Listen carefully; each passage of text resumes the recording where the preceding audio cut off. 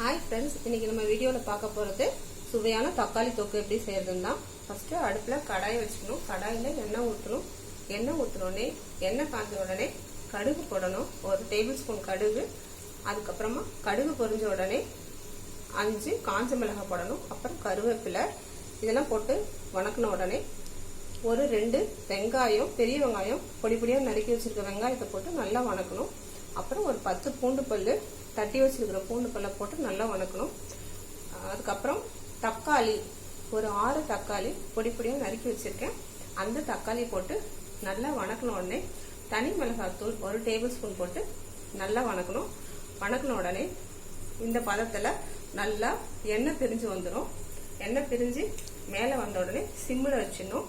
ஒரு 5 நிமிஷம் சிம்மில் வச்சுட்டு அதுக்கப்புறமா மேலே கொத்தமல்லி தழைகளை 5-6 அப்படியே கிள்ளி போட்டு கடைசியா உப்பு போட்டு நமக்கு தேவையான அளவு உப்பு போட்டு இது மாதிரி எண்ணெய் தெளிஞ்சு வந்த உடனே இறக்கிட வேண்டியதுதான். இப்போ சுவையான தக்காளி தொக்கு ரெடி.